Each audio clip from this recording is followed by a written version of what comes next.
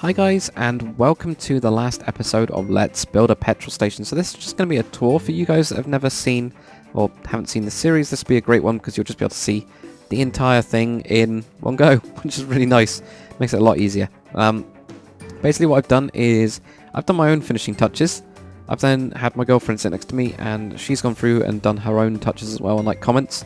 Now she doesn't play Minecraft, so she just knows it from a practical point, which is kind of good actually. Because you get a completely different perspective. And then what I've done finally, after I've done all of those changes, I've got good old Quitster to come through and put down some comments.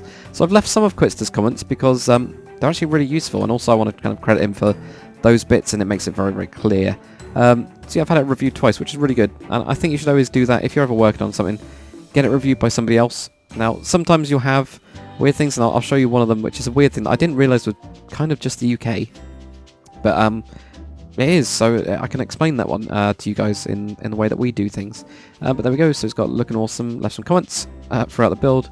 Think of it as an Easter egg hunt, so there we go, because it was Easter, of course, when the time, I don't even know when this is out.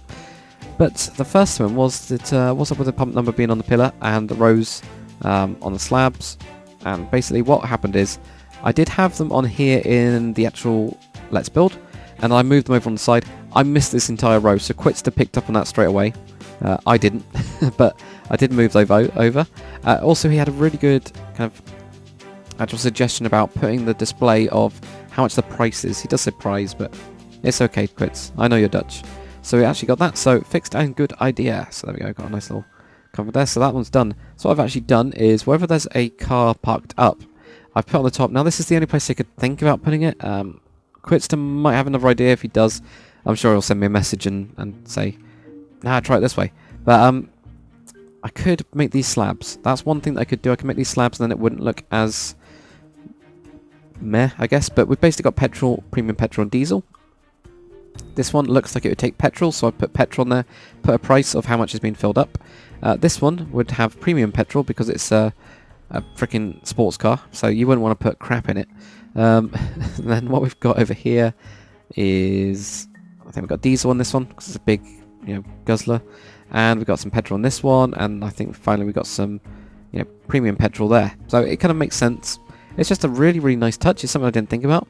Another thing that I've added is a suggestion from my other half, which is security cameras, which is something that obviously you have all the time in them. So I've just put a couple of security cameras around, one around outside the shop, so that if somebody does try to ram raid, and I'll go over that bit in a second because Quit's had a great idea about that, then they can get caught on that camera. You've also got the camera of them leaving and entering, and you've also got a camera over here that will basically just be, looking at this part of it.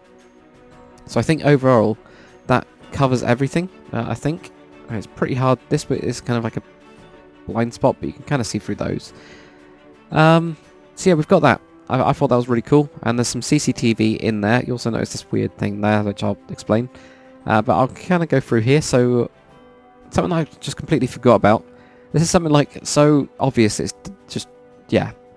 Now, before this was all connected on the sides, of course, Quits just said, why the hell not just use stairs, basically, and then, it won't connect. And I was just thinking, jeez. Because it was basically connected around like that. So, thanks, Quitster. it's like the most stupid thing, and easy thing that I completely and utterly forgot about now. There we go. So I've got that. So I've actually added that in now. So that actually goes just down. It looks more like a pipe now, so perfect. Thanks. That's a really cool comment. And what we've also got is most petrol stations would have these pillars to prevent ram raids.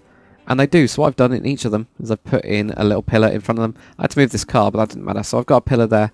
So this is, for guys that don't actually know, this is basically, a ram raid is when, say, if you drive a car straight through the window, basically grab everything you can, and then drive the car out. Usually do it with a big car. You don't do it with like a mini or a like push bike or something. It wouldn't really work.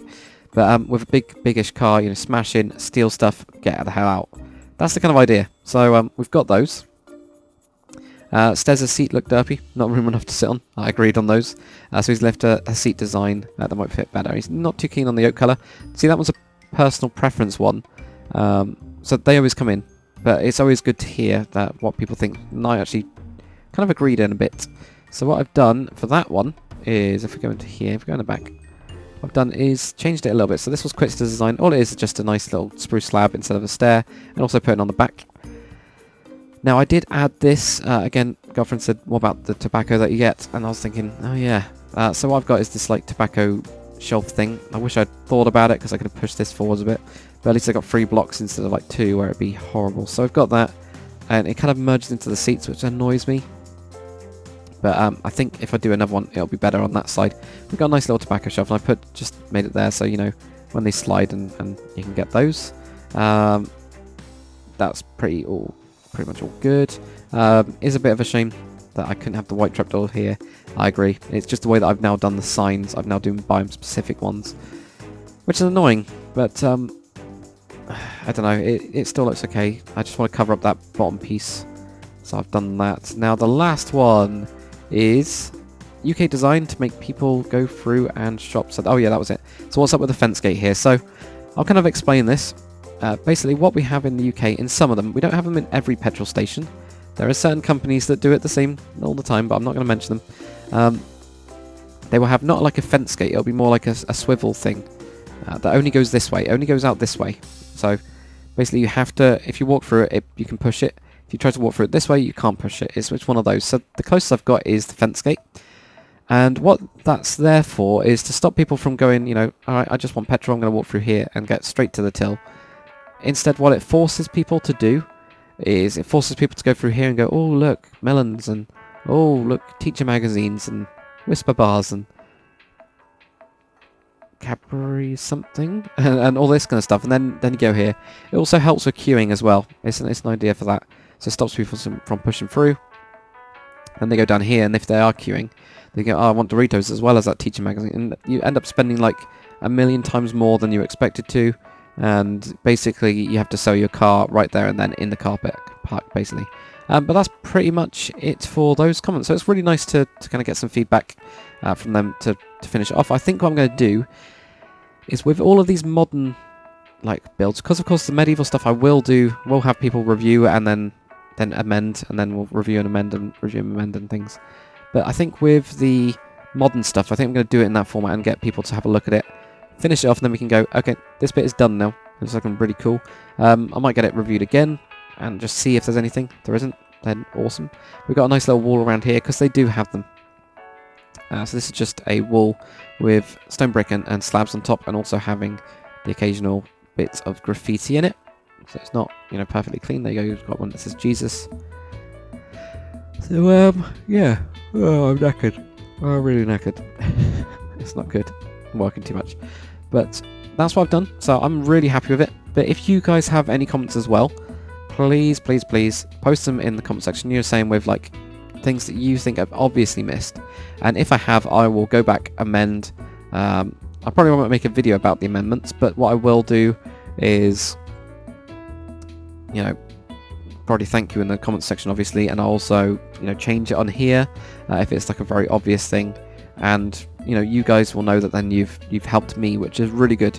But that's it. I'm enjoying it. I'm liking this. I think it's really cool. I think it fits into this little gap here just really nicely.